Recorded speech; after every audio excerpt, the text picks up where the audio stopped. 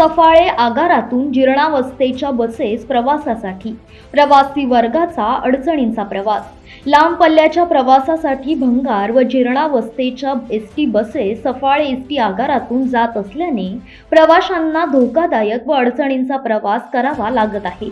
सफाळे शिर्डी व बस सोमवारी वाटेतच बंद पडल्याने प्रवासी वर्गाचा खोळंबा झाला होता, तर मालेगाव एसटी ब्रेक डाऊन झाली होती। यावरून एसटी बसेसची दुरावस्था झाल्याची बाब उघड झाली आहे। सफाळे एसटी आगारातून धुळे, शिर्डी, मालेगाव, चाळीसगाव अशा लांब पल्ल्याच्या गाड्या सुटत आहे, तर स्थानिक पातळीवरही अनेक फेऱ्या होत आहे। सफाळे आगारातील बसेस 10 ते 12 वर्षांपेक्षा अधिकच्या वयाच्या आहेत। लाखो किलोमीटर या बसेसने ओलांडले आहेत।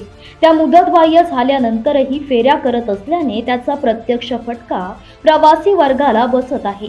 या नादुरुस्त बसेसमुळे जीवाला धोका उद्भवण्याची शक्यता आहे।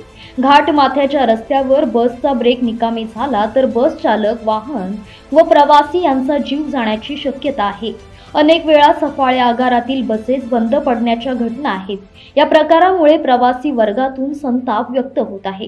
प्रवासादरम्यान बस बंद पडली तर दुसरी बस किंवा पर्याय उपलब्ध होईस्तोवर टाळकटत राहावे लागते।